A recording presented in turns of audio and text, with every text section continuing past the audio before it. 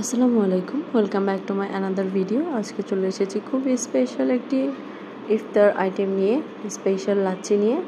Special lassi কিন্তু অনেক বেশি মজা লাগে। রোজা থেকে সারাদিন রোজা থাকার পরে যখন ইফতার টাইমে এরকম ঠান্ডা ঠান্ডা লাচ্ছি হয়, তাহলে তার কথাই নেই। খুবই মজার এবং খুবই স্পেশাল করে তৈরি করা হয়েছে। খুবই মজার একটি স্পেশাল লাচ্ছি, দেখেই বোঝা যাচ্ছে কতটা লোভনীয়। খেতে কিন্তু আলহামদুলিল্লাহ অনেক বেশি মজার, প্রাণ ঠান্ডা হয়ে যাওয়ার মতো একটা লাচ্ছি।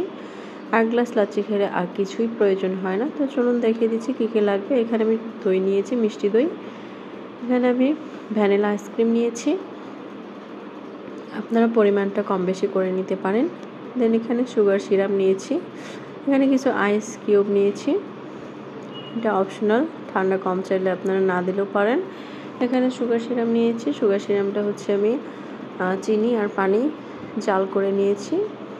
দেন এরকম একটা টেক্সচার এসেছে, এটা দিলে খেতে কিন্তু অনেক বেশি ভালো লাগে।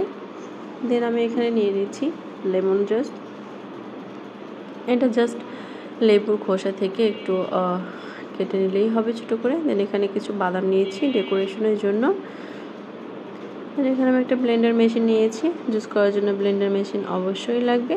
তো ব্লেন্ড করে নেওয়ার জন্য আমি এখানে প্রথমে দিয়ে দিচ্ছি সুগার সিরাপ। আপনারা চাইলে কিন্তু সরাসরি চিনিও দিতে পারেন, তবে সুগার সিরাপ দিলে টেস্টটা কিন্তু অনেক বেশি ভালো আসে।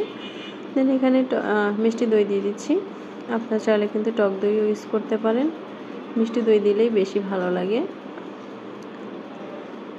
দেন এখানে আমি আইসক্রিম দিয়ে দিচ্ছি, ভ্যানিলা আইসক্রিম। খুব সহজেই কিন্তু ইফতারের জন্য খুবই মজার, একদম প্রাণ মন ঠান্ডা হয়ে যাওয়ার মতো এই লাচ্ছিটা আপনার বাসায় করতে পারেন। দেন এখানে লেমন জুস দিয়ে দিচ্ছি, এখানে কিছু আইস কিউব দিয়ে দিচ্ছি, এটা অপশনাল, আপনারা যদি ঠান্ডা খেতে না চান তাহলে কিন্তু স্কিপ করতে পারেন। আমি কিছুটা দেখিয়ে দিচ্ছি, রেস্টুরেন্টে যেভাবে তৈরি করে সেভাবেই আপনাদের দেখিয়ে দিচ্ছি। দেন এখানে আমি ফ্রিজের ঠান্ডা পানি দিয়ে দিচ্ছি। সবগুলো উপকরণ আমার দেওয়া হয়ে গিয়েছে।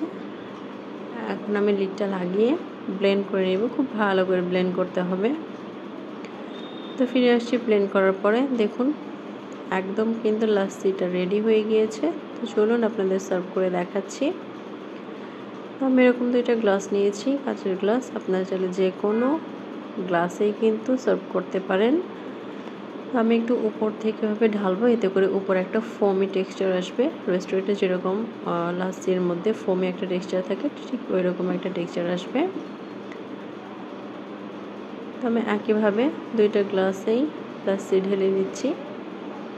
খেতে কিন্তু অসাধারণ হয়, আপনারা অবশ্যই ট্রাই করে দেখতে পারেন। দেন আমি ডেকোরেশনের জন্য কিছু বাদাম দিয়ে দিচ্ছি, এটা অপশনাল, জাস্ট দেখার সৌন্দর্যের জন্য আমি দিচ্ছি। আমার এই স্পেশাল লাচ্ছিটা কেমন হয়েছে অবশ্যই আমাকে কমেন্ট বক্সে জানাবেন। খুব সহজভাবে কিন্তু আমি তৈরি করে দেখিয়েছি, খুব কম সময় লাগবে এবং খেতেও খুবই মজা। তো আজকের মতো এই পর্যন্তই, সবাই ভালো থাকবেন, সুস্থ থাকবেন, আল্লাহ হাফেজ।